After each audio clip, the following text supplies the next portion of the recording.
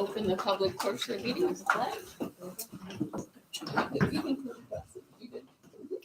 It's raining. Pledge allegiance to the flag of the United States of America and to the republic for which it stands, one nation, under God, indivisible, with liberty and justice for all.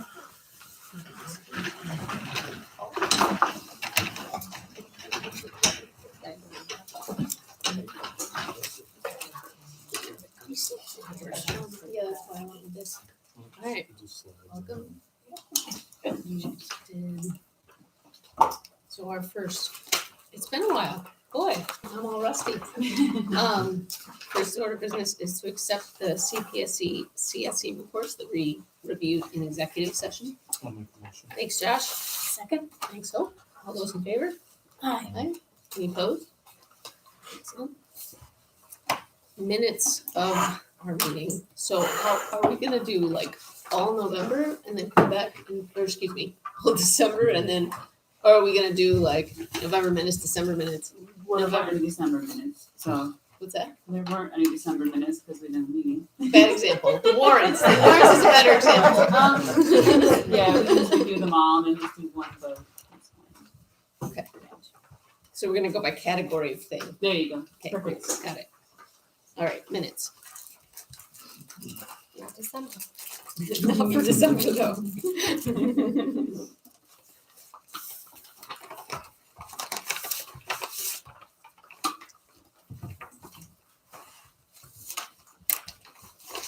Did anybody have any questions or they feel like ancient history?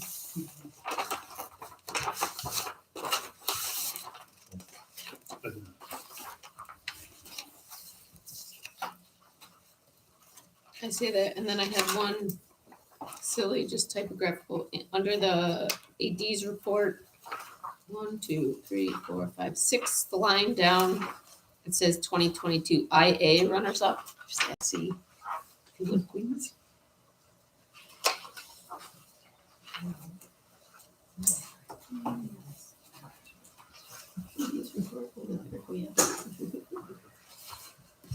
Are you actually? Oh, yeah, that's the one. Yeah, thank you. I'll fix that.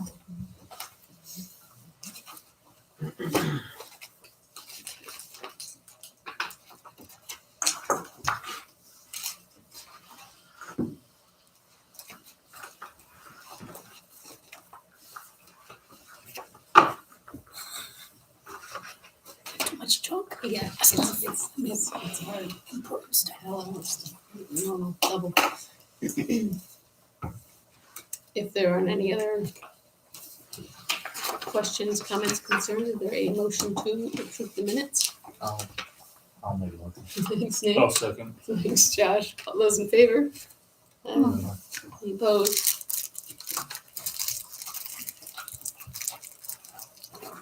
So then, treasurer's reports, November and December.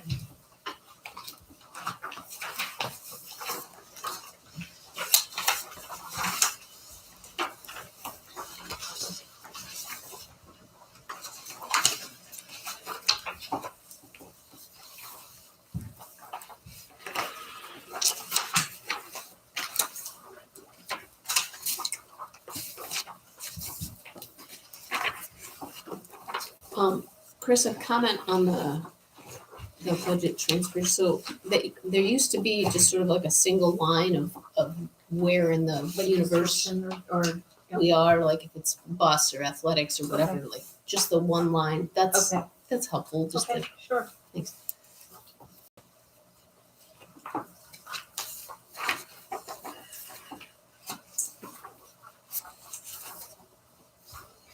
Is there a motion to approve the treasurer's reports? So moved. Thanks, Hope. I'll second. Thanks, Nate. All those in favor? Aye. Any opposed? Okay. And then appropriation transfers for November and December.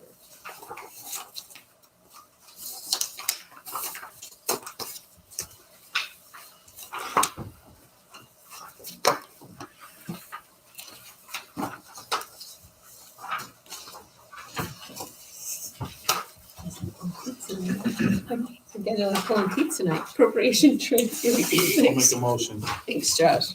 Second, I'll second. thanks, Kate. All those in favor? Aye. Any opposed? Okay. Okay, warrants.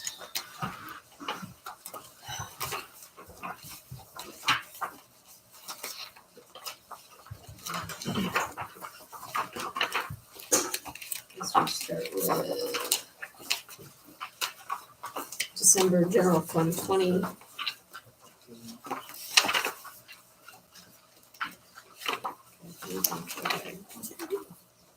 I know, it's a lot paper. Here's some.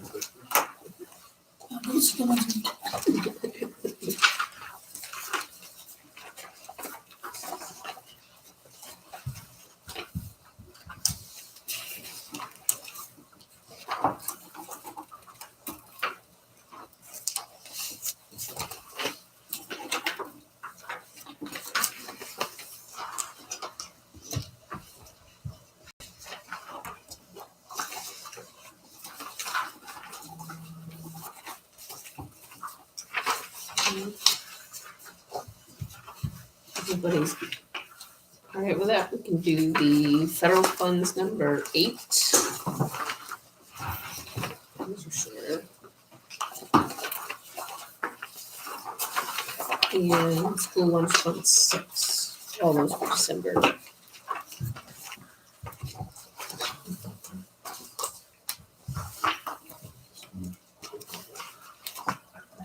I do want to point out, I do see that on the agenda, I have the months wrong. It's November, it's November, general fund December. 28, and yeah, and that should be December. I'll make sure I put it in minutes though. Okay.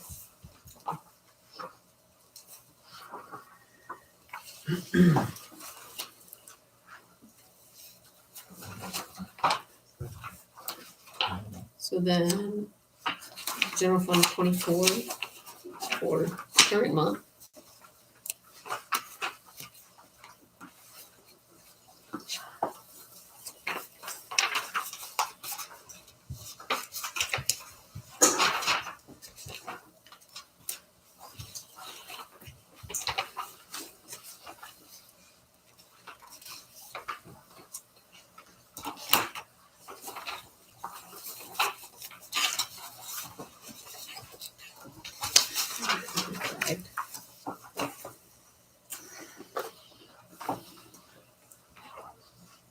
And then federal funds 9. Is anybody general fund questions?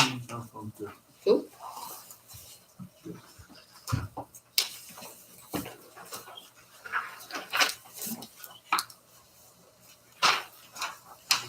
And then lunch fund 7. Sorry, this is not compelling meeting stuff. I'm really sorry.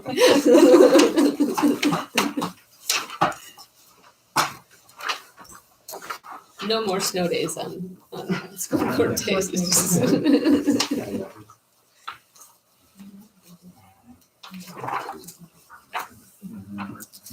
there a motion to approve all the warrants that we just went through? Sure. I'll make a motion. Nate and Hope tied, so take your pick.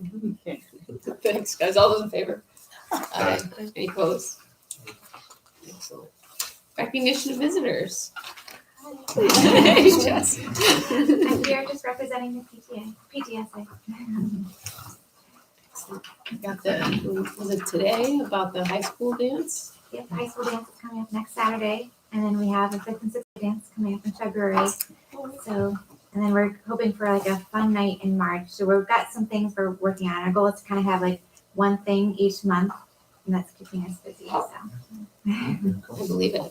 Thanks for getting everybody rolling. It's awesome. Okay, so considerations, acceptance of the independent audit for extra classroom activities.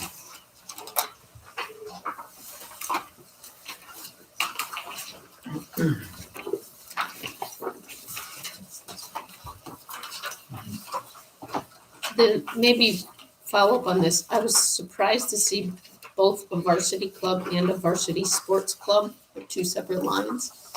You're nodding. Can you help explain? Yeah, That was I mean, I surprising. can. You want to explain this?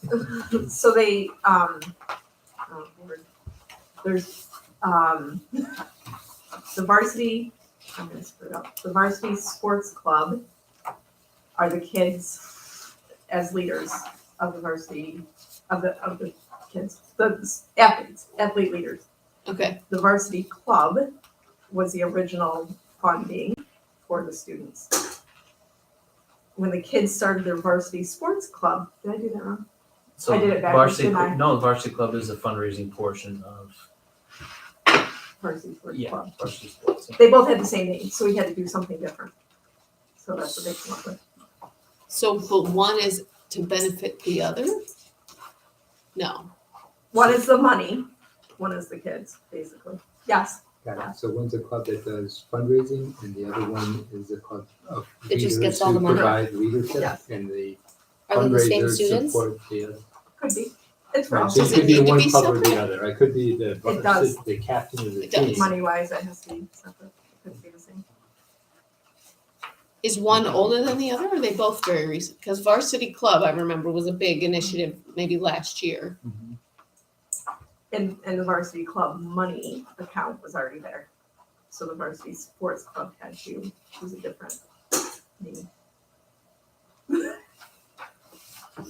Okay, well, I mean, it's a great initiative, so there's no problem to solve. I just, Yeah. it's confusing. I really want to know It is. what with the name.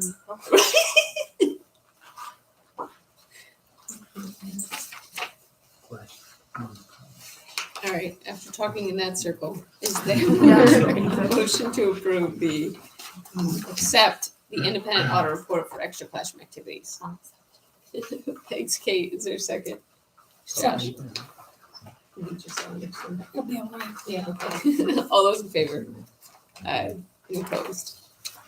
And then we do the same with the independent audit, the single federal audit, because we're over our threshold. Yep.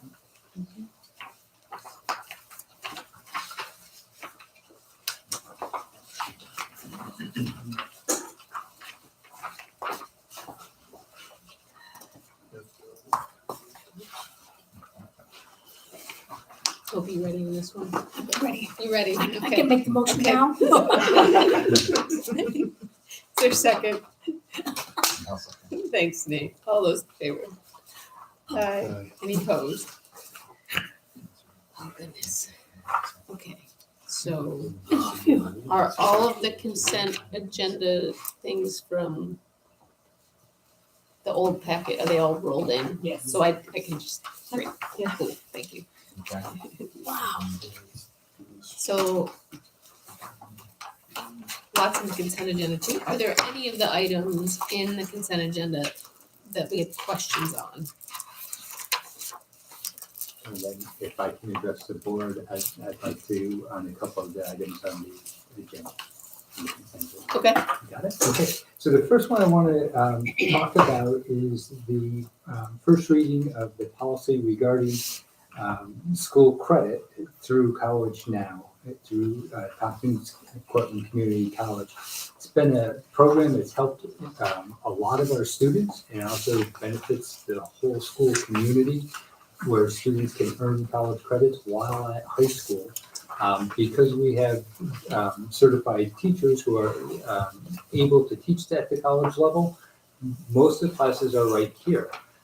But a student cannot earn the associate's degree without taking either a 1 or 3 credit class that's available online. They don't have to leave to go to Tompkins County Community College, but they can't take it from one of our teachers, and there's a tuition associated with it.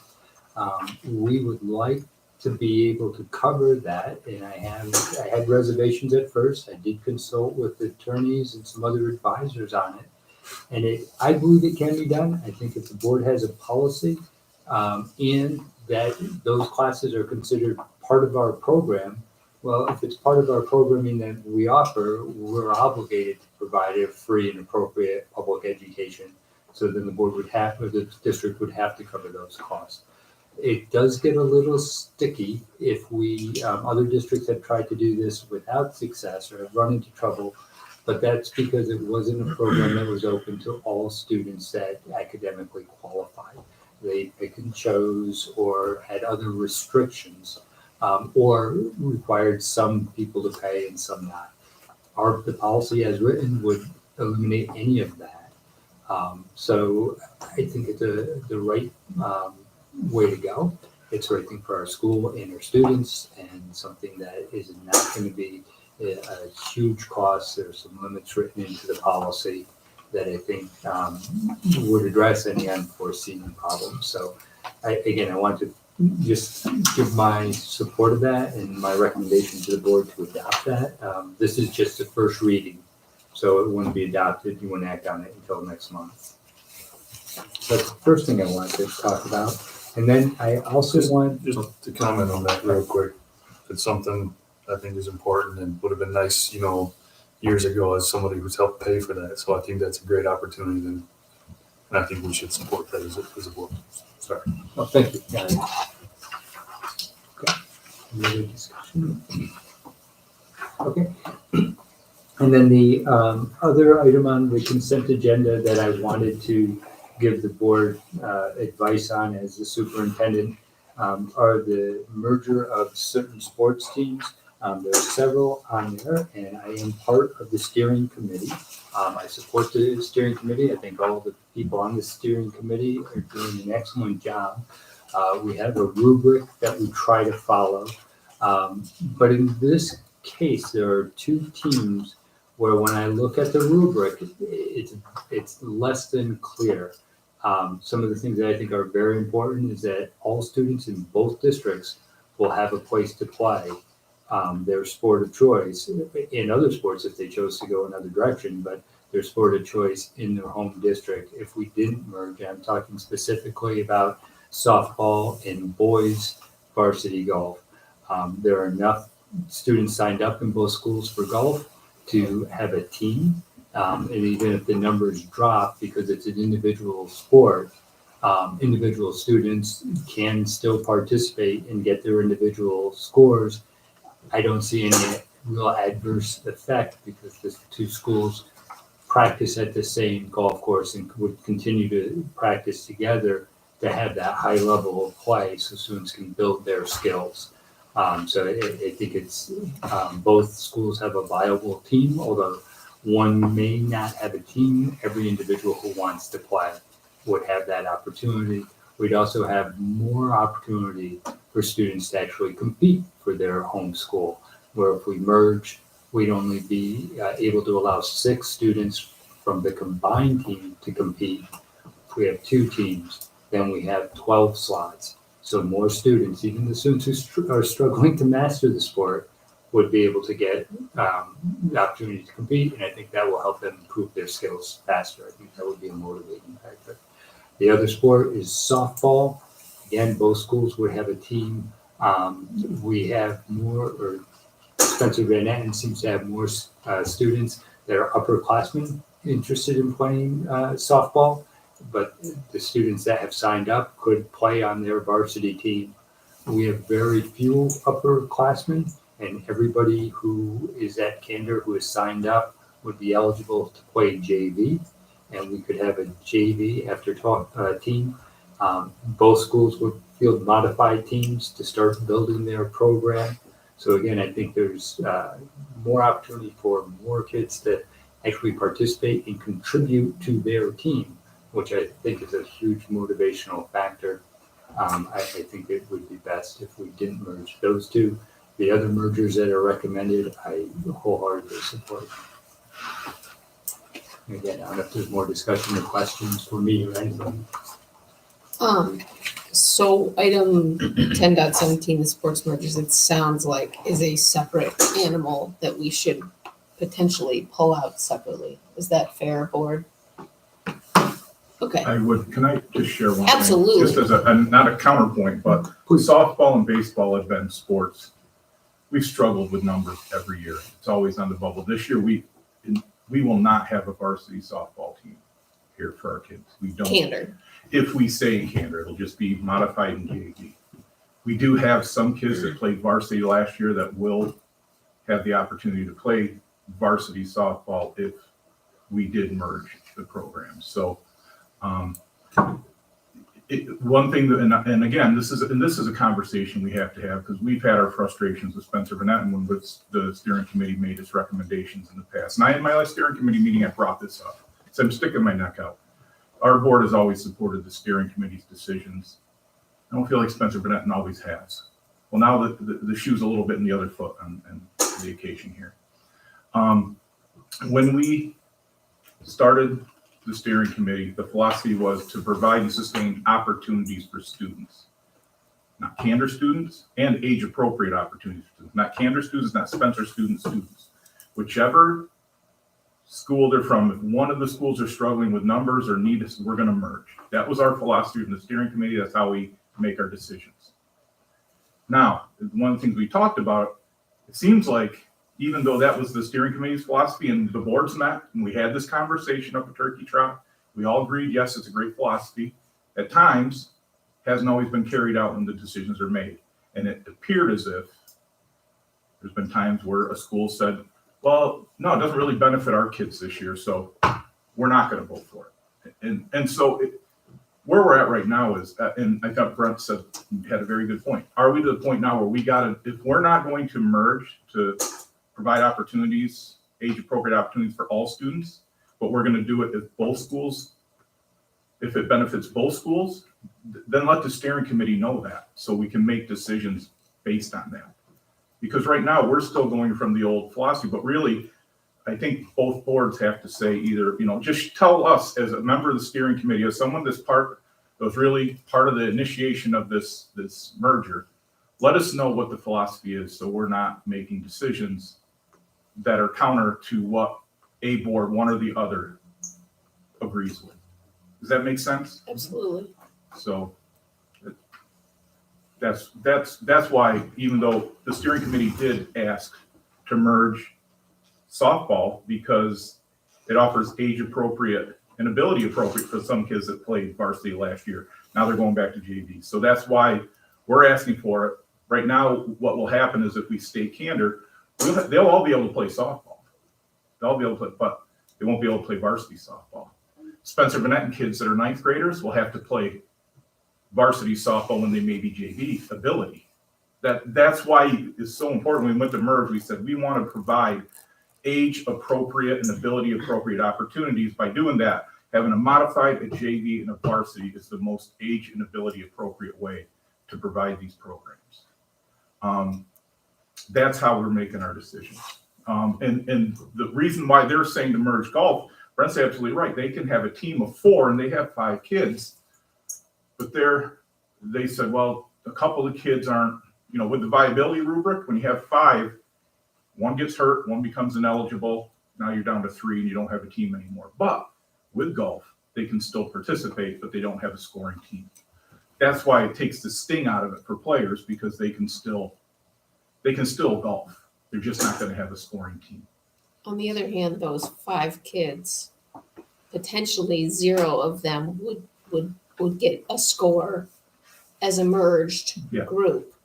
And also, if one of them did score when the merge, there's a candor kid that won't be on the scoring part of the team. You see what I'm saying? If we were to merge. Yeah. So both these are funky because both have viability independently. Yeah. Which is, and your comment about the philosophy is the center of the whole thing, because if the philosophy is being refined as we navigate this adventure together, right. So many people involved, that we need to find a way to update the rubric to reflect these nuances that are sort of coming to light, because there's scenario A, everybody's good on their own. Scenario B, they can make it, but they can't, or flip-flop. And then the last is neither team is viable without the other. Works very well if we're sustaining age and ability appropriate opportunities for all students. But if we're not, throw the rubric out the window. It doesn't make a difference. It's, well, Spencer, you got enough, we don't, too bad. You guys don't have softball this year. Or if we have the numbers, Spencer doesn't have it. That's not the philosophy we started with, but that's There's where no it's gone. merger if that's, I mean, that's, I don't know if But that's in what. this case, we're not dropping any, like, in the past when this went the other way, right? We said, yeah, let's do softball. Yes, They said no, they actually dropped teams. Like, Yes. girls did not get to play. In this instance, girls will get to play. And as someone else who was at that same meeting, when I see the modified numbers, what happens next year? That, they're all about program building right now. And then next year, they might, well, we all got numbers, so right. So the that's, programs, but we won last year, So is the focus winning or is the focus on providing opportunities? Right. It would be my question on this specific scenario. And in the past, I would have told you, yeah, we need to support always this, the rubric and the idea that whatever the steering committee comes up with, but I just didn't feel like in that particular instance, we were talking about merging teams for the purpose of teams rather than merging teams for the purpose of possibly improving certain teams with certain individuals. That was my feeling. with golf, are you talking, or softball? Both, but Okay, all right. yeah. So And as a steering committee, just let me know what the philosophy is. We spend a lot of time over the years, and it gets, and I know it's frustrating for the board members too, when we sit down and we're trying to follow a philosophy that's shared when we started, when we're going through these decisions of whether to merge or not, and then kind of having it just be blown apart in one night at a meeting with some passionate coaches and parents coming out. That's very frustrating, and it's disheartening when you're on the steering committee trying to make the best decision for kids. So I'm open to whatever. I'd just like to know if there's a philosophy change. Let's know what it is, so when we make decisions going forward, we can make them with the same philosophy that both boards agree on. All right, I'll shut up now.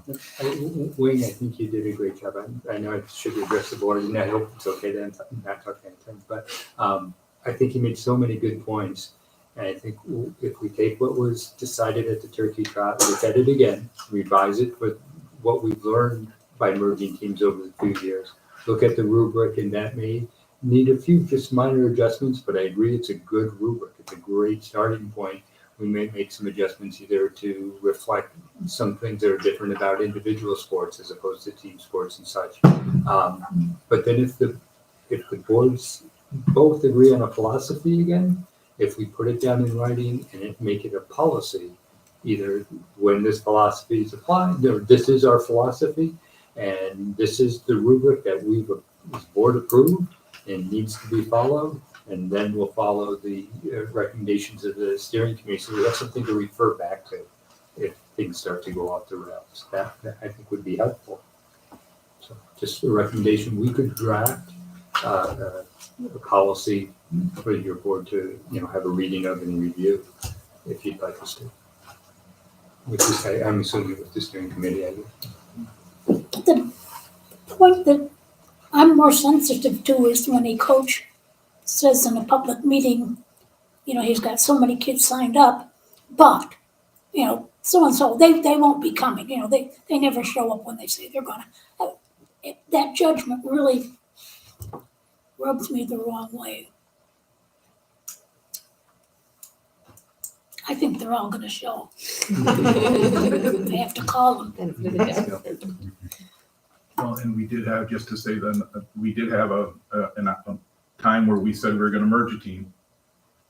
A coach, modified soccer, their coach said, no, we have enough. So they said, no, we're not going to merge. Even though we were officially merged, afterwards, the league actually came up with their own schedule because Spencer went out and said they had their own players. So we're going to have our own. We kind of split. I don't remember how they did it, but we split the games up and everything. A week into it, they didn't have enough players.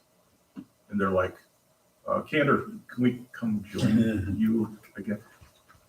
And we did. We let them play with our kids.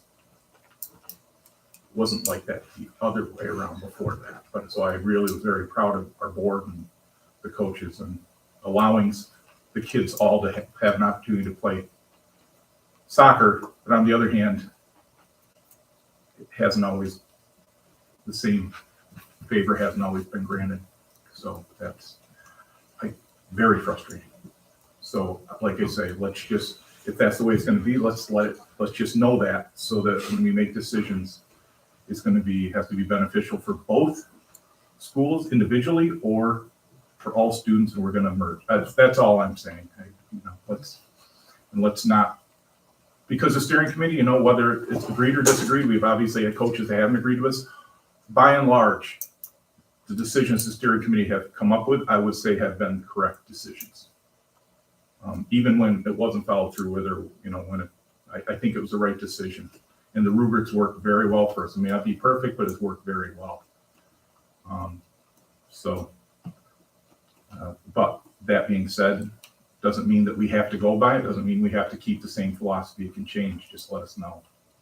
Because without doing that, it's very frustrating for us on the steering committee to make decisions that aren't going to be supported in the end. We hear you.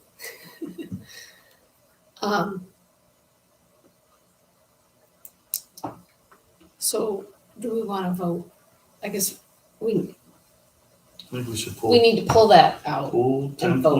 10.17 out, Yep. at least B and C. I don't know if anyone ever found with A and D. So pull B and C out, separate vote. She's on it. Awesome. So let's finish this out, I guess. So 10.17 B and C. I guess there's, Josh, do you want to word the motion, or how do you want to? Make a motion that we separately consider on an individual vote for 10.17B, JV and varsity softball, 10.17C, varsity golf boys.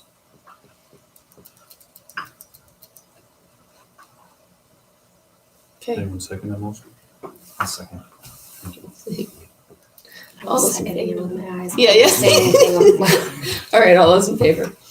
Yeah, so that's just deciding to do it separately. So now we actually, let's vote on the rest of the consent agenda. Is there a motion to approve the remainder of the consent agenda with the exception of those two items? I'll make a motion. Thanks, Nate. Is there a second? I'll second it. Thanks, Hope. All those in favor? Any opposed? Okay, so we've taken care of the rest of that. So now, the motion to merge JV and varsity softball. I guess we have to do it, just, is there a motion to approve those? To merge them. To merge, I mean, that's as it's written, we can, or we can invert it. Is there a motion to unmerge, to go independently as Candor? It would be Candor modified softball and Candor JV softball. I'll make a motion. Thanks, Josh. Is there a second? Second. It's a motion to disapprove, basically. Yeah, to go against what to the- talk about it Right. later. Demerge. Right? Like, Well, we're we not- can talk, we can, if there's more to talk about, Right, like, now we're not be the time to talk about it more. I know. You felt one way when you were talking, and then Mr. Raymond, I don't feel good about it in either situation. So I think there's absolutely a space to either revise the rubric or augment it with whatever's most appropriate to add some of these nuances to it. But that isn't gonna happen tonight. And when does the section need to know? Right, like, do we have to make a decision right now? When does the section you decide? We do? Well, they would like to know. Oh, December. Now, It's To be already honest, passed. They needed to know in December? yeah, they would like to know Yeah, now. next year we have to have a decision before Christmas, they said. Dang. But the other thing to consider is Spencer Van Etten won't vote on it until next week. So if you want, I don't know quite how we could do a vote later than tonight. I think we need to vote tonight and, I mean, if you're on the fence, I would say vote how the board has historically done. If you're not convinced that they should not merge, that would be my statement, right? Status quo, keep it as recommended. And if you have a stronger opinion about it, then vote no. That would be how I would phrase it. And I personally am going to vote no. That's from the information I had from sitting in that meeting, and I expressed those same feelings there, so I feel good about that. But that's just me. You guys, I mean, What were all the you had is votes what you in heard that tonight, meeting? so What were the votes in that meeting? Like how many it was just, merge versus not? I believe it was just myself and the transpo director. And I flipped on one. At first I said no, and then there was more discussion, and I said, okay, we So- should go ahead. so- And then We were the minority, Yep. for sure. It's Is that fair? the apparent motivation based on the information that I have at this time doesn't feel good. I think, and it didn't feel good in the meeting. yeah, It just didn't, so numbers outweighed. I think like it didn't matter if everybody put in a vote at that time because it was done. I feel like it was, it was done. And we didn't have all the information. there was enough for at that approval point. to, Right. that it passed. Right. That didn't feel good, you're saying? The The- meeting the- didn't feel good. That- So both sets of coaches spoke about what they felt was, what they believed. And Was both best sets for of them. coaches did not want to merge, or they did? One did, one didn't. One side. Correct. One did, Right. one didn't. Spencer wanted to, Kinder. Although historically Spencer has kind of fallen on their sword to not merge softball. Right. Last year, Right. And 2 years before that. And two years for that, and also with golf. And but it's the philosophy piece that's really, I'm struggling with, because you can't pick and choose when you want to listen to the steering committee. And if we're going to have that rubric and that tool, we use it regardless if it feels good in that season versus the next season, then there's no point. It's, I don't know. and our board has always been very good that way. I think for those who've been on the board a while, they're like, yeah, we've always done that. Spencer hasn't, so I'm gonna go with my own heart a little bit, and I always appreciate, but I also understand, and I had this conversation with Brett. I'm the same way. I'm like, look, we have this philosophy. I'm gonna stick with the philosophy of the steering committee. However, I will not be upset with any board member based on the history of saying, you know what, this time I'm looking at it differently.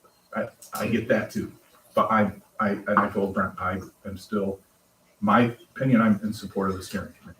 That being said, absolutely would understand any board member that would have. That's the first time Reservation. I responded that I truly believe I'm supporting the steering committee as well. It's, like Wayne said, the philosophy has to be consistently applied. But when I say consistently applied, by all players, and it hasn't been in the past.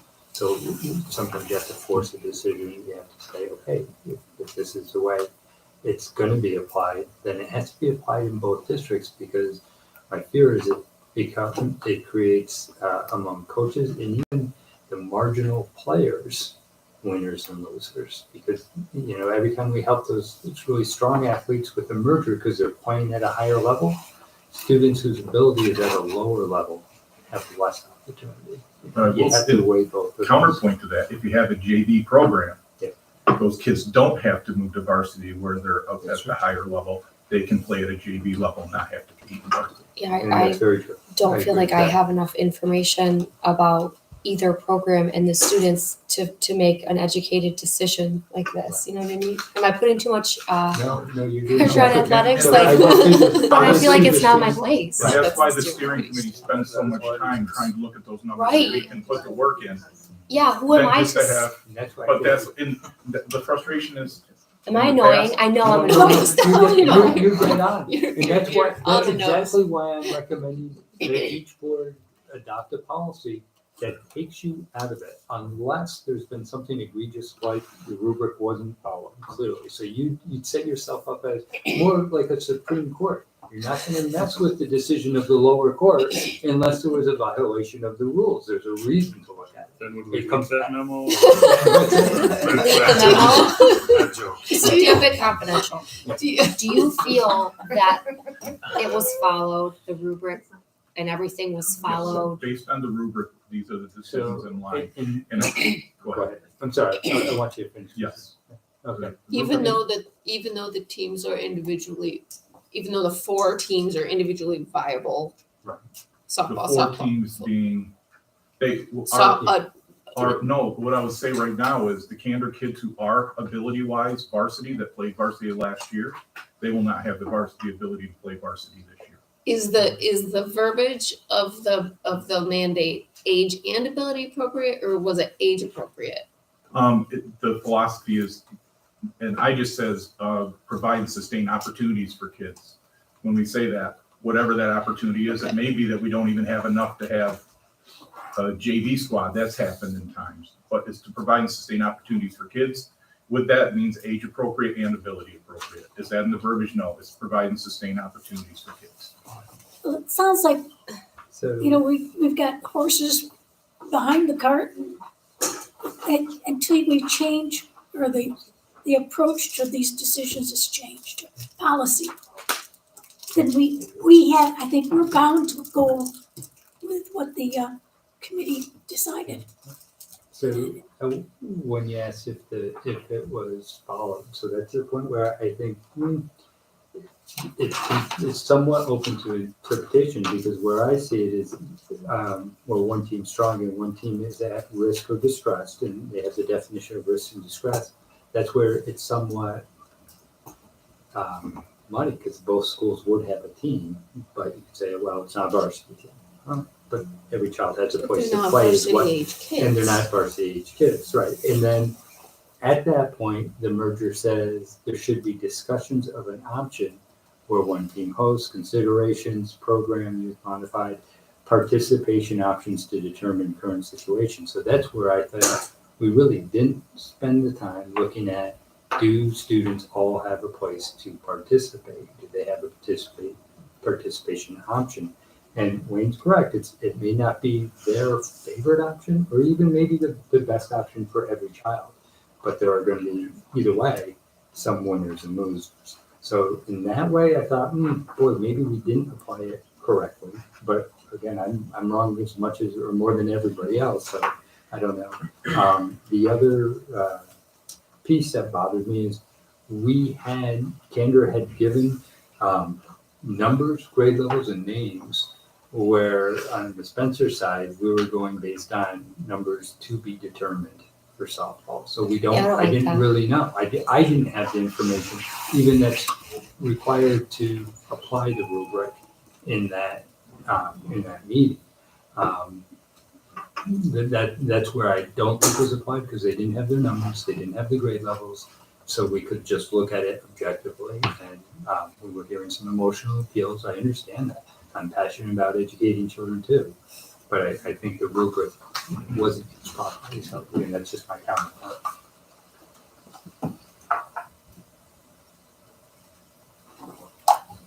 Good discussion. This is the I mean, it saddest really I've is. seen It's this not- go. I know, it's horrible. I guess the only thing I'll say that this is kind of sad. We don't have these kind of discussions about academics. Yeah.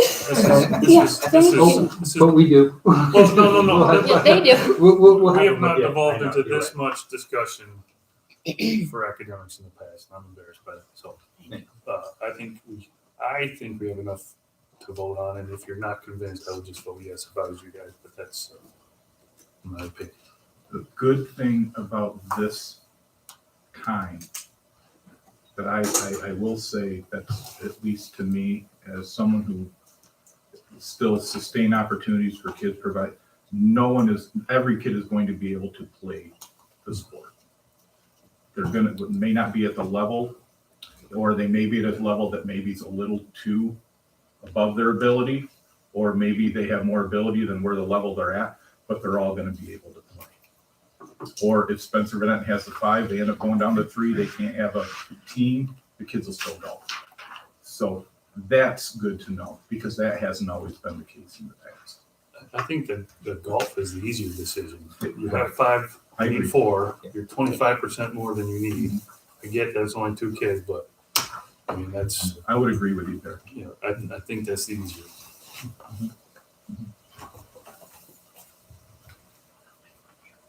Should we vote on golf? We can get that out of the way. Because honestly, I was the same. All right, so, That's fine. Do golf, yeah. all right, so is there a motion to have Candor be its own varsity boys golf team? Right, that verbiage works. I'll make a motion. Okay, thanks, Josh. Is there a second? I'll second. Thanks, Nate. All those in favor? Aye. Based on the 2 schools having viability. I don't know if there's a way to like. Do they have their signups? What's that? Did they have their signups? Yeah, that's where They just came didn't up with their provide bond. the- And they could add, to it. They could recruit. They knew the names of those players. Okay. Okay. So softball. Is there a motion to have Candor have its own softball program? Already made that motion. You did? Yes. And then we didn't vote on it? That was We didn't vote on it, irresponsible of yes. us. Okay, well, that was discussion. So I was way out of order. I'm sorry. I'm not used to this. I know, I agree. I'm just for either, I so. apologize to Robert, or whoever Robert is with his book of rules. Okay, so, somebody seconded you, Josh? Nate probably did. Josh and Hope. I think I did earlier. Okay, all right. Are you prepared to vote, ma'am? Yeah. Okay. So all those in favor of, I don't even know how I'm gonna vote, this is terrible. All those in favor of Candor having its own softball program?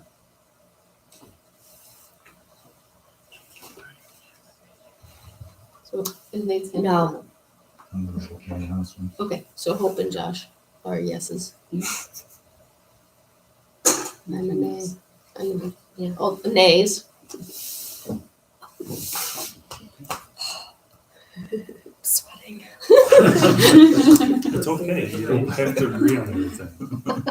Right? I That's why we do this. would add, we need a Revised. reexamination of the rubric and or policy and or however we can capture nuance ASAP, please. This should, and I appreciate, I feel for them, this should not be something that the board should have to toil over. So we need to, again, I think we need to come together again and have it. Right, and even though we're having this much emphasis on athletics, and yes, it is a little bit embarrassing that we don't spend that much time on academics tonight, it's just a metaphor, whatever. It could be for any program, you know what I mean? It doesn't, the philosophy, the rubric are the tools and how we work through decisions. I mean, tonight it just was sports. Well, and the thing about, or the merged sports program is you've talked about serving 2 masters, right? As the shared, when we had the shared AD discussion, you can't serve 2 masters, but we're having to confront that by having the shared program at all, right? Whereas It could be our students are circumvented ours, you know? with a unified policy, if we both adopted the same Right. policy. Yes. Yeah, that's what I This thought you goes said. away. Yes, Revise the rubric, create a policy that's approved by both boards, Mhm. and put it on a refresher time period too, potentially, because we haven't looked at the rubric and since it's been adopted. So, No, correct. The rubric and the philosophies all stay the same. And we use that with fidelity in all the decisions we make, and we put a lot of time into it.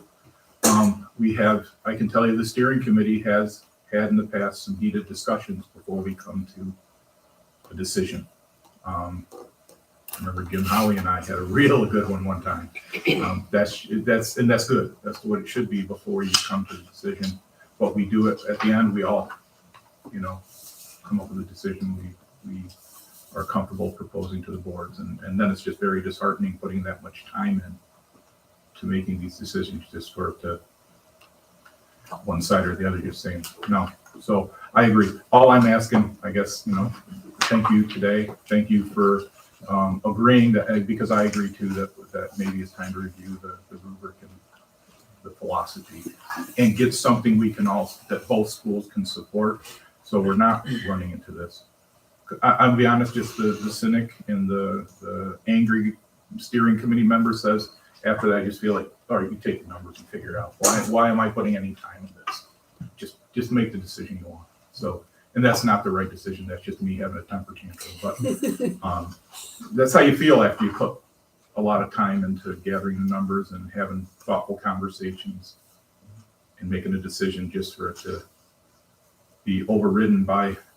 And you can imagine, I guess, in the situation now, if there was 5 or 6 passionate parents here, that would have been, it'd be hard not to have it sway your decision. So if we had a policy in place, that would take it right Keep out the of emotions out. Wayne, do you feel like the time is reciprocated on the other side? Because obviously you guys put a lot of time and effort in some of the conversation I heard is that the data is not as. I will on say the the other side of steering the committee, equation. the members of the steering committee all put some time into coming with this. I would agree, and that sometimes I would like to have more clear numbers, because sometimes it seems like the numbers that are thrown out may not exactly be the numbers that ended up, and you never know for certain. I mean, we can have a sign up from That's fair. and then And I think that's where a policy could potentially help the rubric, where we define those things that need to be brought to the steering committee versus unknowns. That is tough. Yeah, well, let's, I'll work with Holly and I'll talk to the steering committee. Maybe we can, get some thoughts from both boards on what they would agree on. And then we can try to put something together for next year. I'm not trying to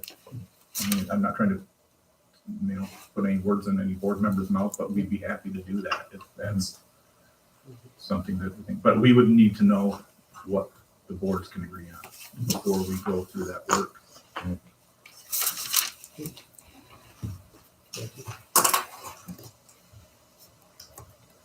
So can I just clarify? We'll So just boys have- golf is going to be separate, Yes, softball will be SVEC. yes. According to our vote. Yeah, according to our vote. maybe. Yeah, Spencer can do whatever. They're gonna do whatever they want to do, as we know. What happens But we were with the that? high road So- and we were the bigger Well, person. we were half the high road. I don't know, what So, Votes. they don't vote until the 9th. yeah, so I would talk to, After all athletic this. director over there and let the league So know we need it. that this is, because we know our board didn't approve it, we will not have a merged golf game. Our board did approve it, so it's very likely, because I know they want one, that there'll be a merged softball game. I think it's gonna end up just the way it is here, but you're right, the board doesn't, officially do it. We've had teams sign for the last minute before. Motivation. Yeah, that sucks. Right, you have to take that out of it though and look at it. Okay, The all right. information. After all that, let's go to some reports from administrators. Did I feel like I've we talked too approve much. everything else, right? You can talk about happier things. Yeah, well, okay. So I am up, correct? Yes, sir. Sure. All right, I had this item on my December report, but I want to make sure I talked about this because this could be something that maybe some parents bring to the board. I think it'd be good to be clear that the state put forth a DEI initiative, dignity, equity, and inclusion, and that's really, really to support, to help kids have a safe and nurturing environment that are in all schools across the state, so that they can focus on learning. That's what's most important. And we obviously know that there's, discrimination that takes place, harassment, and this initiatives to help reduce that and eliminate that in the state. So, in compliance with this initiative, our BOCES has a DEI task force that they're starting. Jill Kissa-Castro is the DEI coordinator for BOCES. And she's just, we're going to be coming out, we're going to be talking about, okay, how do we, they're going to do an equity inventory in the building, maybe just a little walk around. She already came out and met with the administrators just to say, what are our goals? How would we like, where would we like to start with DEI in our district?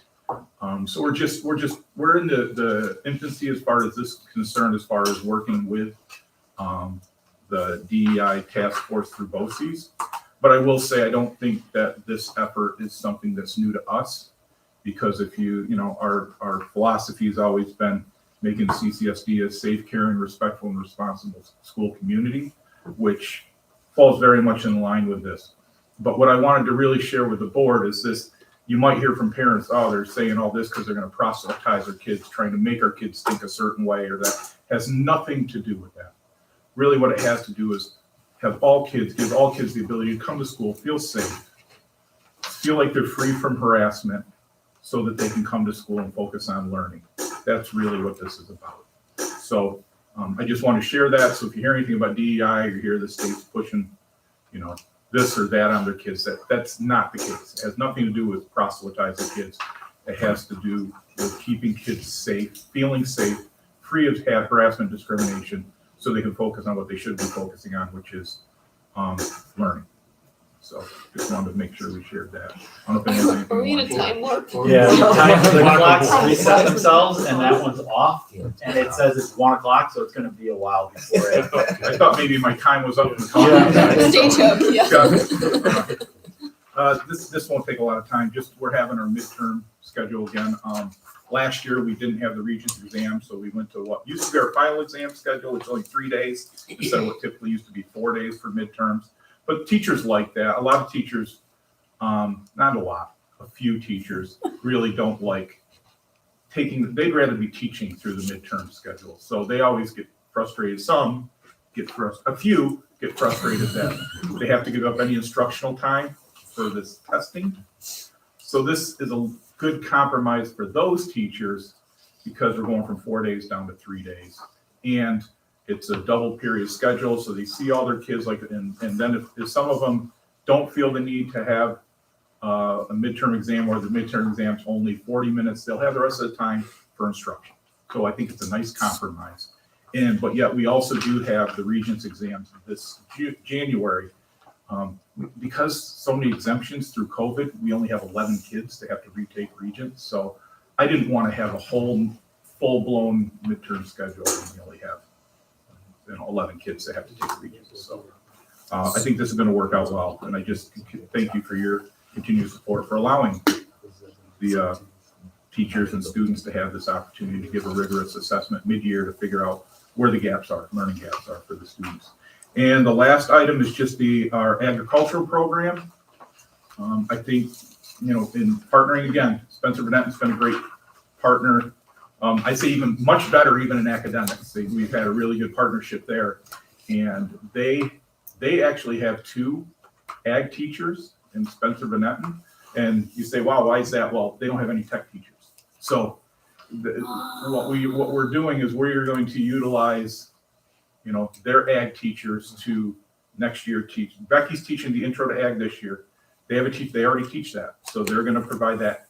Becky's going to teach an animal science next year for our students. Because we have 18 kids in our intro to ag program saying, we love this. What are we going to do next year? They're like, we'll see. Well, this is the plan. Becky's going to be able to provide an animal science course.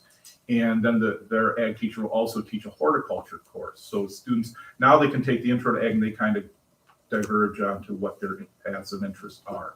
So now we're going from 1 course, we're going to offer 3 courses next year and 2 new ones for the students that took an intro to ag this year. So we're really excited about that. I just want to make sure I kept you up to speed. Quick question on the Regents. So they offer it in June, and then they offer it again in August, And January, and then this is a 3rd chance. yes. Okay, Yep, 3 times a year they offer. thanks.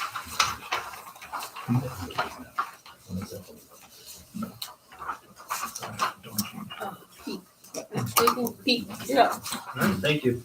The first piece there, I had Jackie run you guys some of our attendance numbers and share that with you guys over the past 6 years since we've been using our student information system. So you have those numbers in front of you. And I would say probably mid-November, right before Thanksgiving break, our building, and I'm sure the high school as well, was hit with a lot of sickness, which contributed to these lower percentages this year. But looking over the 6-year data, as you can see, this year is the lowest of the 6 years. So because of that, we've reconvened our attendance committee to start looking at those highlighted pieces there, how to engage and educate families, addressing the student health needs, and the other pieces there. And since the writing of this report, Nurse Kristen has been going around to every classroom in the building and done a hand hygiene piece with the kids with blow gel and a black light, and to see where they missed practice their hand washing basically. And that piece was important for the health piece. And the little kids really loved it. Like K through 3 kids loved it. Funny piece to that was her and I were walking down to the first classroom she did it with. She put it on her hands, and then she put it on her pants. And on the way into the classroom, she said, well, on the way down here, I sneezed, and then I wiped it on my pants. And then she took the black light and wiped and showed on her pants. She had her whole pant leg was all lit up, just to show how germs travel. So it was a good introduction and a fun introduction to the kids. So getting them involved in allowing them to take some ownership of their attendance is a big piece of what the attendance committee wants to accomplish too. Within the next couple of weeks, our attendance committee is going to reconvene again for our second meeting and talk about an incentive for our building, and take weekly tracks of each grade level's attendance and try to build that capacity within the kids to take that ownership. And the education piece for the family has already started. Nurse Kristen sent a few things home on paper. We're going to try to do it on paper because the attendance committee felt sometimes the remind messages get lost because there's a lot of remind messages going home with parents for the instructional pieces for the day. So we're going to try to hit some paper pieces with the family so they actually get it in paper. Much to the chagrin of Kathy Hinkle after a paper conversation today, but we're gonna do the best we can to conserve paper, Kathy. Do it on half sheets, how about The that? color too, she's doing color too, right? So that's okay. Yeah, We got lots of color people. yeah, we'll do it on colored paper. Pete, do you think any of it's indicative of people just being more cautious of being ill and actually Yeah. staying home? Yeah, 'Cause like a 5 years ago, culture they'd still send people to change. school. Exactly. So And in some cases, you want the number to be a little bit lower instead of driving And that's so a much. balancing act we're trying to do, right? We're trying to educate families on when to send your Right. kid. 100 degrees, don't send them. NyQuil the night before, probably don't send them. So that's the education piece that Kristen's working with families on. Okay. So that's more, that's going to take, a little while because we've had, coming out of COVID, parents are pretty cautious about sending their kid, Right. which is good. Yeah. But then we do have those instances where kids are trying to play that off a little bit with their families. So we have a close eye on attendance, and we'll keep an eye on that in the next couple of weeks. The behavioral expectations, I talked a little bit about this back in November, about giving you guys a little bit of data about our behavior. As you can see, the matrix that I believe Kim started this when you were principal. Yeah, so Kim started this when she was principal in our building. It hasn't changed because it's working. Our teachers like it because if they have a question about something, if it needs to be a referral or not, they can go directly to the major versus minor rubric, look at it, have a conversation with me, and determine whether it's a significant behavior that needs to be written up or not. And it's very clear in this rubric to determine what a write-up is or is not. And I added the number of write-ups in each month in the last 2 years. And part of that data is, as I mentioned, a majority of the write-ups occurred obviously at the unstructured times when there's a lot of kids at recess. So what we've done with this data is we've looked at aid schedules and maximize the number of aides that we could during recess time to supervise recess. We've broken recess up for the 5th and 6th graders to minimize the number of kids out of the playground at once. So we're utilizing more of our playground space for the 5th and 6th graders. And that's where a majority of our write-ups were at the 5th and 6th grade level at recess. So we're taking measures to help alleviate that for the recess monitors. That last piece there, Make a Child Smile, I just gave you a little historical context in regards to that program. We've had a lot of volunteers at the gift handout that night, and we had 82 kids that were served. We couldn't have done it without the community, without Denise's leadership on that. She gets a lot of volunteers. We just get a lot of community support from that, and it's great. So she does plan on doing it again next year, and the planning really starts right now, reaching out to businesses and starting to get those gift cards in and the financial donations in from the community. So she does a fantastic job and spends a lot of time with that. Her biggest challenge this year was that she was in the classroom for the first 3 months of the school year, so she couldn't prep and plan. She was here several late nights, prepping for just Make a Child Smile on top of her lesson plan. So kudos to her, and I want to have a big thank you to her for stepping in when she was needed in the classroom at the same time. So we hope to continue that again next year.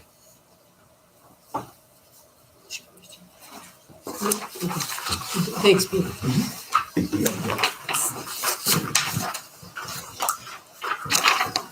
Mr. Matt. So it's been a busy start to January. Just from the number of health tickets I've had and the number of steps I'm getting in, I can see that we had about 80 health tickets just in the first week of January. So very busy. Not really sure what to attribute that to. I guess everybody had enough rest and they really wanted to do something new this year. But we're keeping up with it. This week, yesterday was our computer-based testing simulation.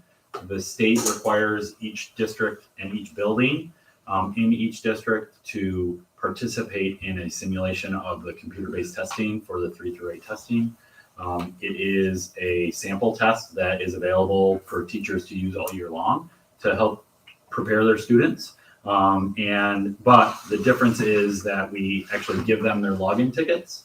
And so they use their 8 or 9 character number to log in, and then their long password to log in. For the 3rd graders that are doing it for the first time, it was interesting to do that, but they all persevered and were able to log in using the Chromebooks. And the state really, when they promote it as a way to have the district test out the way the systems are going to work on the actual test day.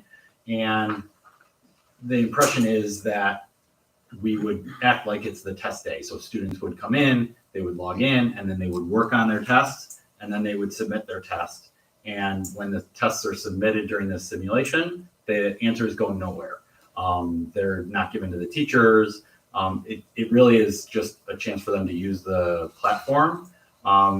We've been doing this since 2018, so we kind of know the systems already. So we use this as a learning opportunity. So the teachers obviously teach the students and refresh their memory for the 7th graders that did the simulation for the testing platform. But then they actually read the passage together and talk about the key things that they should be highlighting. And it's really an opportunity for the teachers to show good test taking strategies and use the sampler as a way to teach content, but also teach test taking strategies, and not just have a student struggle on their own on questions and then waste that 42-minute period or 45 to 50-minute period for the elementary school. So we really use it as a learning opportunity, and the teachers find a benefit to it, and they will continue the learning platform. The samplers are still available for the rest of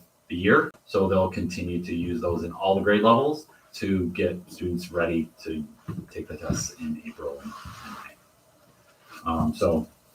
May. They're really, I was there just to get them started, and then I was standing there and I was like, all right, good luck. And I left. So it worked out well. I like it when things work out like that.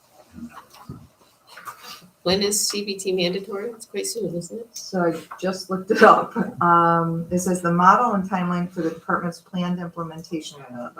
Spring 2024, all students in grades 5 and 8 will be required to take ELA, math, and science via CBT. Other grade levels may also participate, but paper-based testing will still be available for the other grades. Spring 2025, grades 4 and 6 will also be required to test via computer for ELA and math. And finally, all students in grades 3 through 8 all participate in CBT 2026. Spring of 2026. And second question on CBT, are they using the time that they have to reconfigure any of the math formulaic stuff? Because you said that's They have not pretty yet. painful. They have not Nothing new yet. this year. And that was my suggestion. We knew this board meeting was gonna be long, but I was gonna give you guys all the sampler and ask you to do some math questions. I was gonna give you third grade. No, I'm just kidding. But just so that you could see what that looked like. So at some point, maybe in a future board meeting, we'll have those. So you can see. painful. Yeah, I've seen it even at third grade level. It's Yeah. It's painful. painful. so. But they do have drawing tool, so students can draw. They have touchscreen devices. So teachers have them practice both. Thanks. Are you keeping a log of your biggest offenders and the help tickets? Somebody's got to get an award. Yeah, You well- hang something around their neck and they got to wear it for a day. Yes. Just saying. Yeah, I won't tell the teachers who the teachers are that are the Yeah, just have them wear it. I think like a Dundee or something, right? Holly, you're up. Okay. Thanks. Okay, so fall athletes, what a season we had all the way around. I gave you the data on the scholar athletes, and every single one of our teams were recognized as scholar athletes, which I thought was incredible. Back in December, I gave you actually the percentage. I didn't do it this time, but so volleyball, their team GPA was a 96%. Football was a 95%. I only had the Candor students. I didn't have the SV side when I did this, so but that's Candor side, 95%. Girls soccer was a 95%. Boys soccer was a 95%. Boys cross country was a 93%, and girls cross country was a 92%. I think it's remarkable. It's awesome, and that's 75% of each team. For postseason recognition, I gave you a ton of that, and I won't go through it all individually, but congratulations to all of the teams. But for cross country, Ayasha Schweiger went to states and took 57th overall, and John Garrison for the boys from Spencer took 38th overall. And then, of course, our boys soccer team who went to regionals and represented us extremely well, and it was a fun season all the way around for each sport. For transportation, so kudos to Kevin Noble, just a shout out to him for all the work he does. He's awesome to work with. He's, it doesn't matter when we call him, he's working with us, whether it's Brent, Katie, or I that are talking to him. He's right there. He's talking to us first thing in the morning and keeping us posted throughout the day of what the roads look like and what we need to do. For driver shortage, we did in the last month or 2 months, we've hired 2 drivers. One is a substitute, so that is helping with the day-to-day relief a little bit. And I think we have one being approved tonight, hopefully. And then, so we're still waiting for our buses that were due in July, which is becoming a challenge. When I was up there this morning, Rob was working on one of the buses that was supposed to be traded in July, and he's still spending time, and it's getting to be those bigger price items that need to be addressed. So he was working on that this morning, and that's frustrating because the bus should have been gone, but we're still using it. So, so still waiting on them. They're saying possibly in May that we'll get them, possibly. So that's what we're hoping for, and we're already looking at what we're doing for next year. We are switching to Leonard bus sales. Katie had them come out and they did a great presentation with us. They're going to give us a longer warranty period for our buses, which is huge. So this bus right now that needs the attention would have been covered had we been under that agreement. So we're excited to be partnering with them. And then Rob and Gary Morris have been doing the salting, and luckily we've had a mild winter where we haven't had to do a ton. But they've they have been doing that for the bus drive and helping down here as well. So just a huge shout out to them with the new truck. Did the Question? did the 7th grade girls who couldn't play basketball here, did they go to Spencer? So we to play? have one on the Spencer team. So, yep, I went over and watched her tonight actually, and last Thursday they had a home game too, so. Yeah. She's enjoying it, she's getting to play, that's what we want, so, but so that was past, what's that? She rides with the wrestlers, yes. I heard about it, yes, yeah, she'll tell you all about it. But she's doing. She is. She's doing a great job. So the merger period was already well beyond by the time we found out that we weren't going to have. And Beth said, bring her over, let her play. So she's over there playing. It's going well. Cool. Thanks. Cam, you're up. All right. Let's see. So from I get myself confused here. From the December report, let's see. I'll try to. I did an update on the January report of the district priorities. So I think I'll go from my January report and then bounce back and forth. Data wise, in December, I just gave the intro to all of you. Some of you may have remembered hearing me talk about this in the past. And since December, we've had the January faculty meetings where we presented a chapter 1 overview. So we are doing it as a book study, but whole group, and it's really just in a bite-sized piece, 10, 15 minutes at a faculty meeting, because we know that, teachers, there isn't a whole lot of extra time right now. So we're trying to fit in this extra work where we can in meetings that are already established.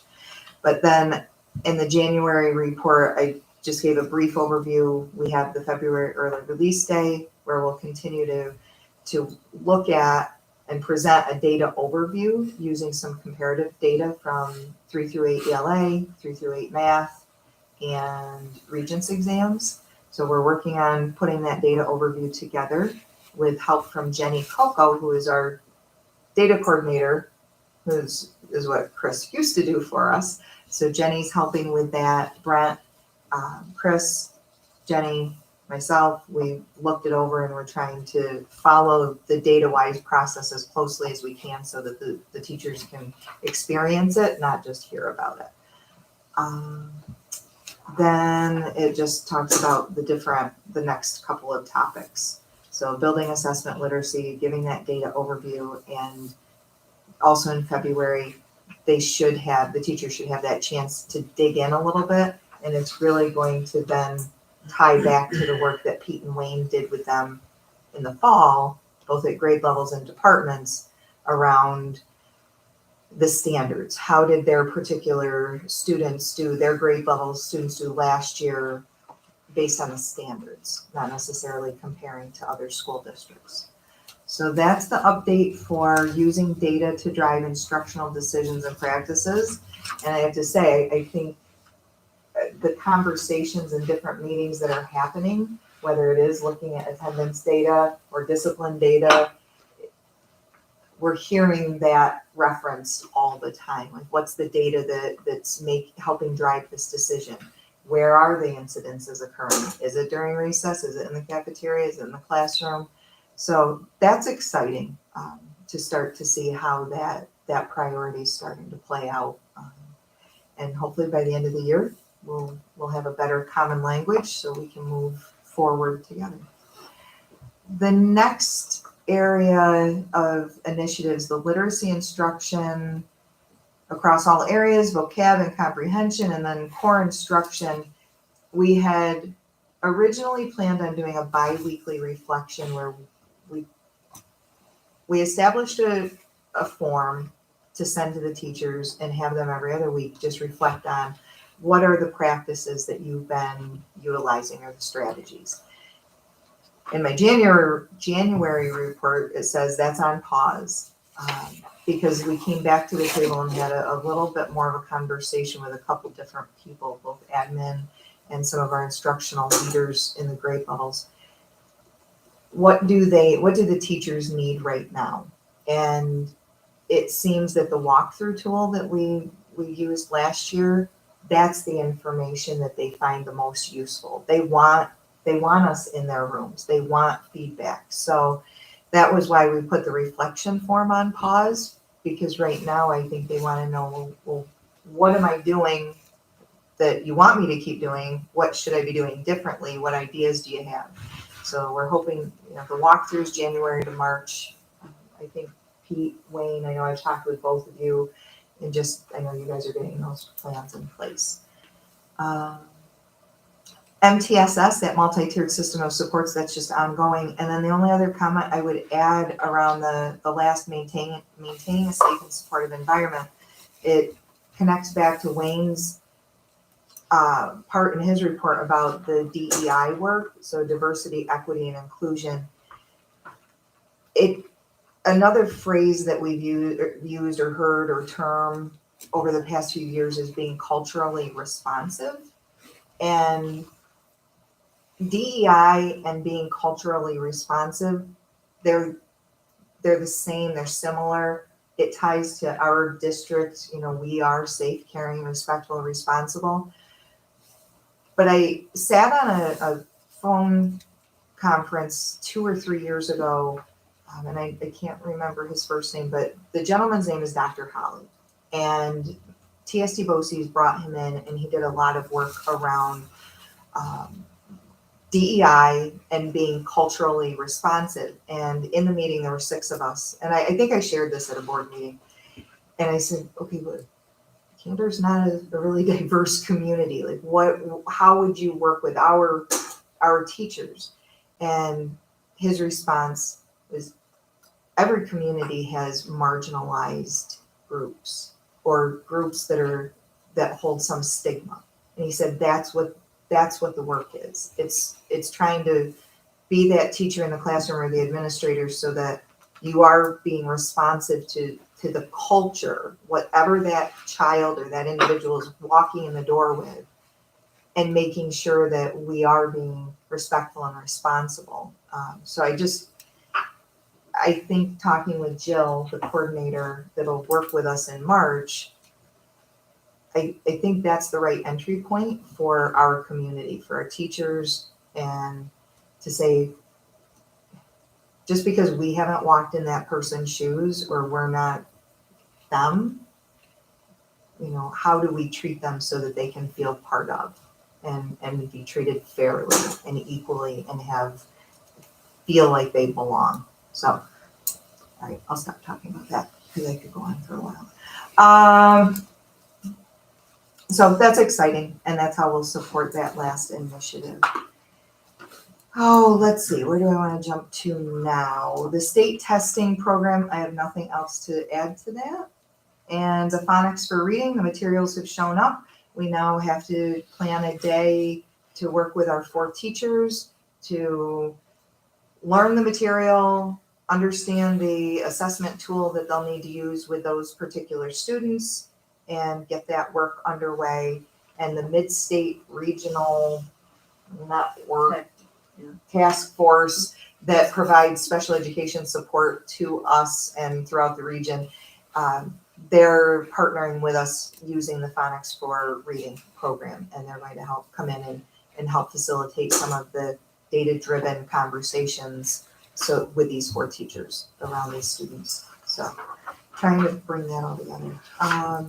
And then lastly is just the graph. So trying to answer Kate and Nate, I don't know, and it might have been both of you asking the question of what's that correlation between iReady and state assessment and proficiency levels. So I put some information together. You can see this is from December. So Brett and I once I put it in a chart format, I handed it to him and I'm like, okay, what do you see? What story is this telling you? And he pointed out pretty quickly, he said, yes, there's a discrepancy. Our iReady scores look very inflated. However, the pattern is it's similar. So where either we were moving up or they down in state assessments, it does mirror that, but those scores are inflated. And I put, however, upon further review by Matt just tonight, while you guys were in executive session, I used end of year diagnostic data. And he looked into it more, and correct me, but I think I've got it, what you told me. End of year diagnostic, the on grade level actually includes the students that are early on grade level. That in iReady doesn't really set them on course to hit that proficiency.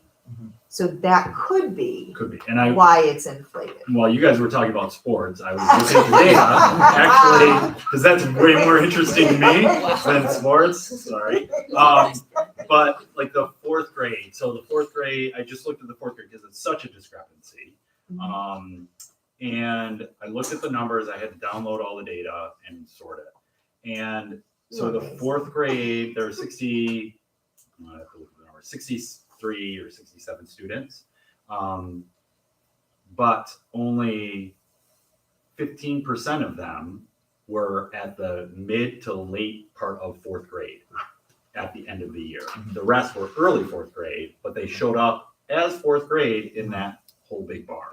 Oh. So that's why it feels like it says 52, because you have a lot of early fourth grade, and it probably early to mid fourth grade, and then you have mid to late is only about 15%, which tracks pretty closely to what our state proficiency was. So I think that's where the discrepancies with those two graphs lie. And it really bothered me.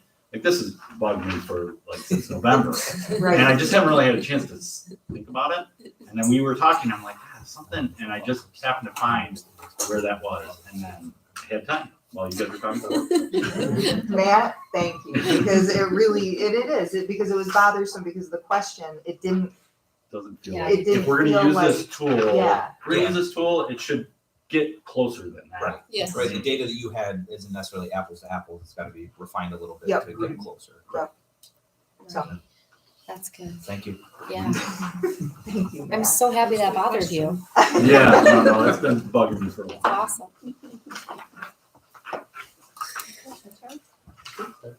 All right.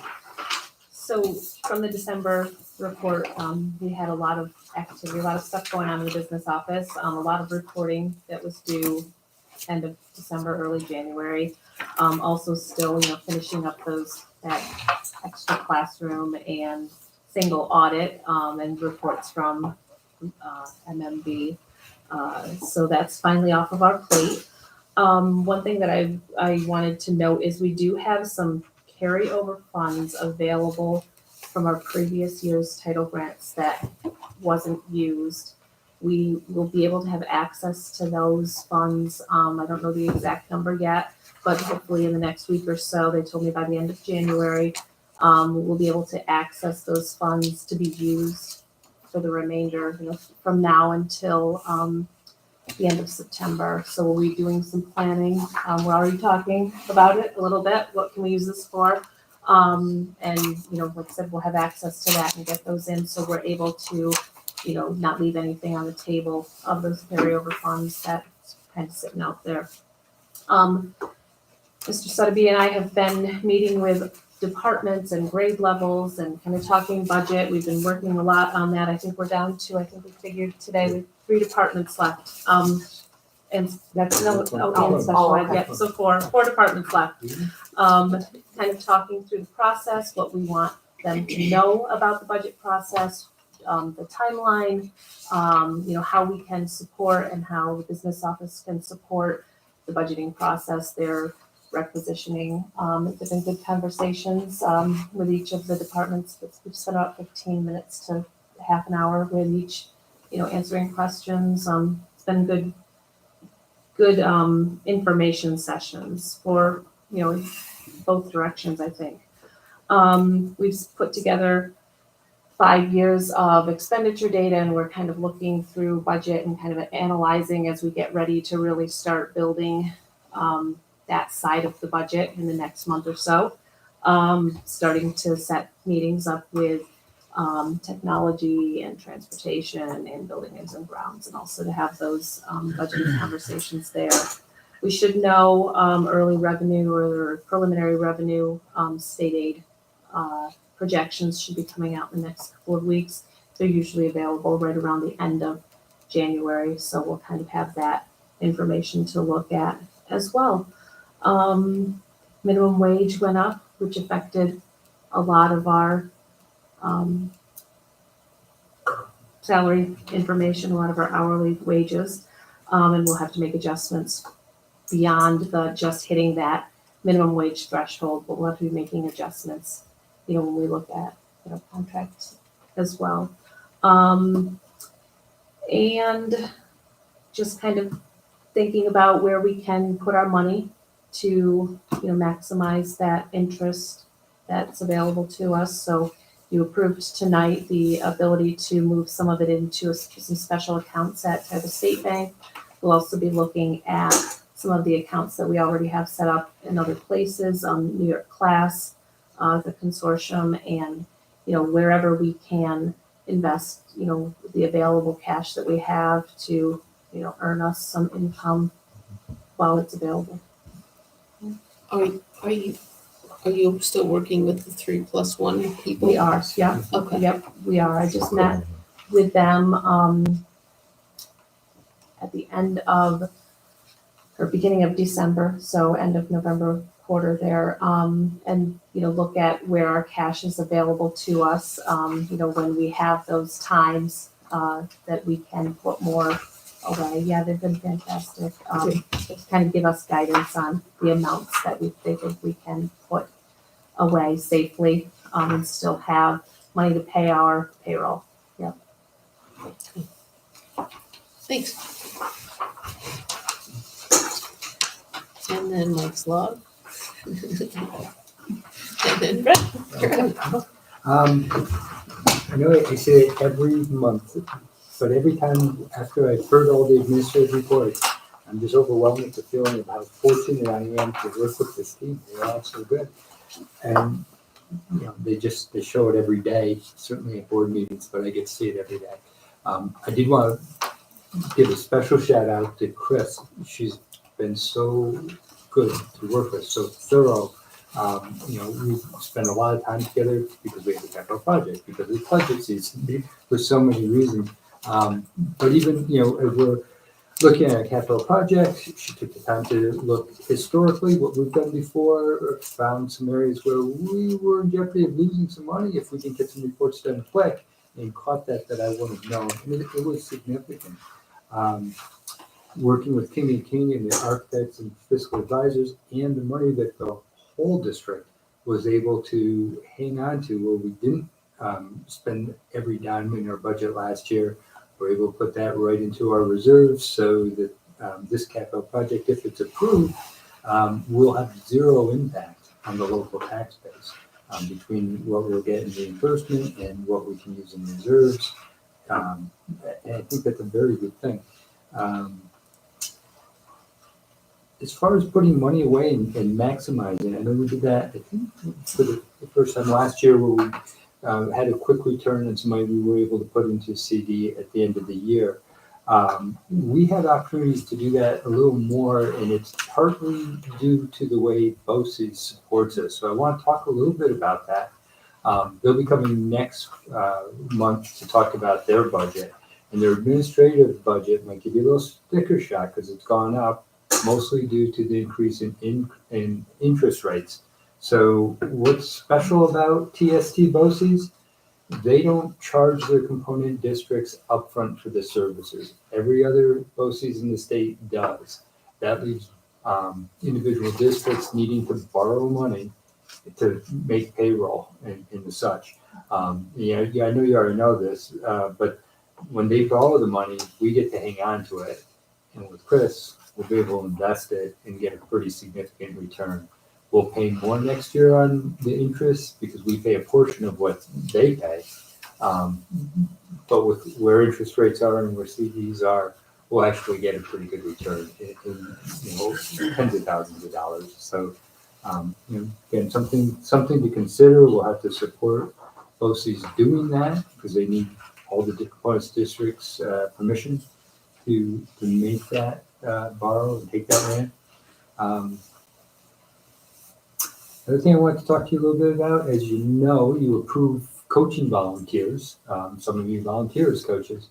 We've had, through our PTSA and other parents, more interested in other people volunteering as either in a classroom or for the school in other places. And talking with the administrative team, we're going to start following the same procedure.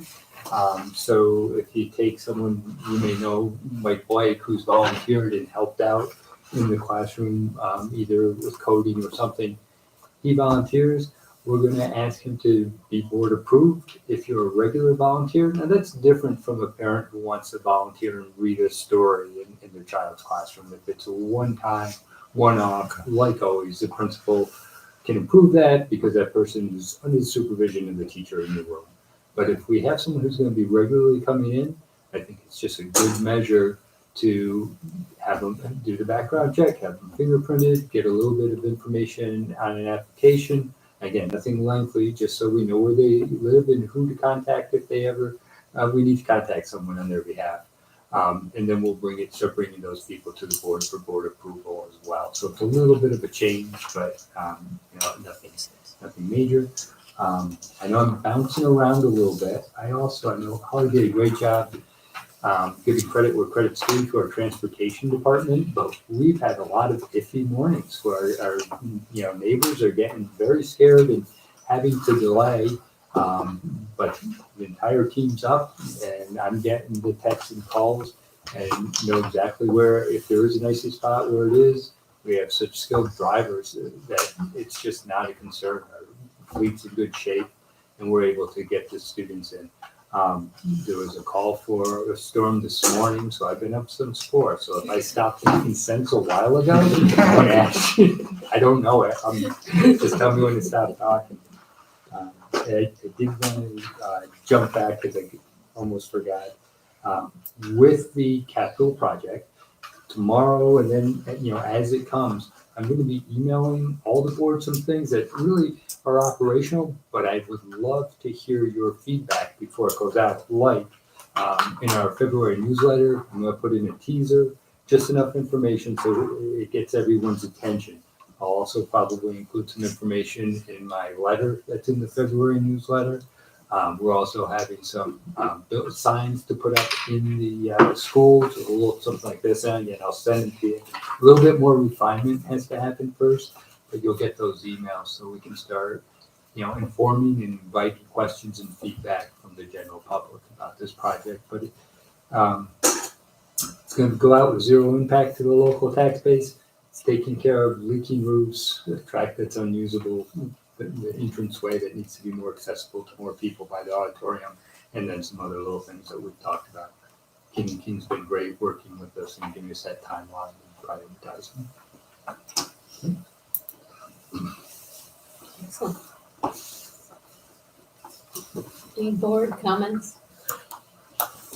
It's nice to see Holly all over the place. You need to take some time for yourself though sometimes, but we see her everywhere. Games here, there, everywhere. So it is nice to see you there. Thanks. It's fun to be there. Yeah, it is fun, but it's, you got 100 kids you're going to games to. I only have 2, so that's gotta be hard.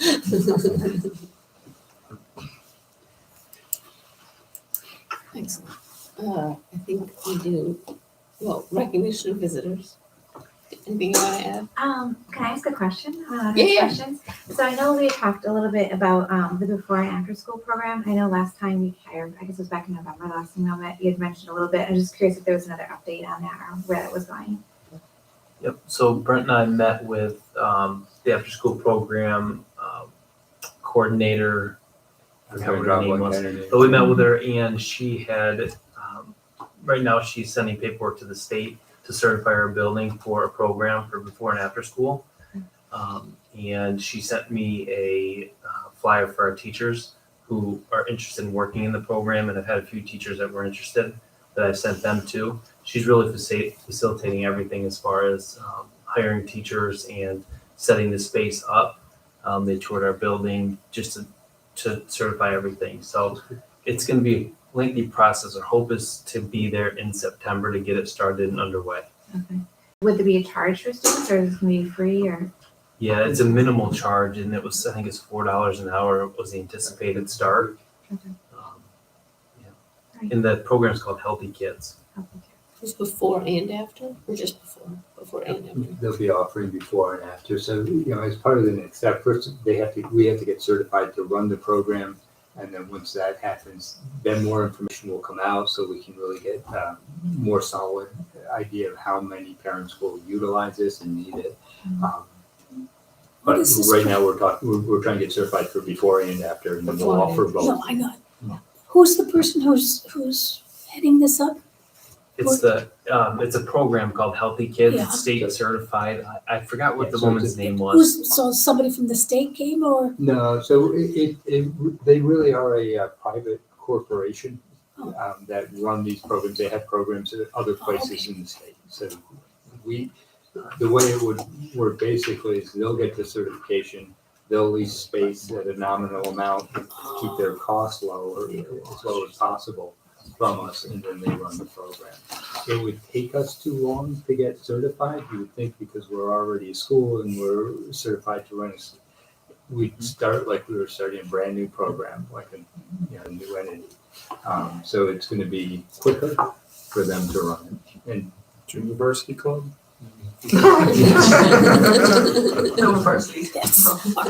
They do have a component of the program where they work with high school kids to get them certified to work in the program itself. Right, thanks. Yeah, But I'll that's be, still going I'll be forward. sure to update you when I get more information. Okay, Because I know the community, it's, the community's been asking for it. yeah. Yeah, and that would impact care decisions for next fall, so. Buses and. Yep. Yeah.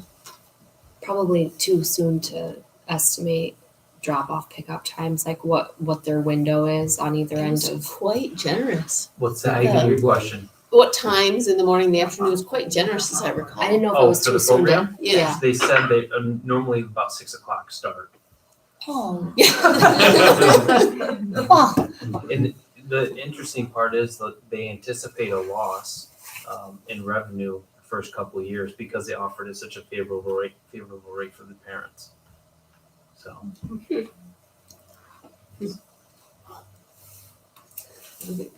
Yeah. Okay, so we do need another exec session. But 8:46, we are adjourned. Thanks, guys. I think I've also been obsessed for it now that I think Yeah. about it, so I feel weird too. Oh, 3 out of 4.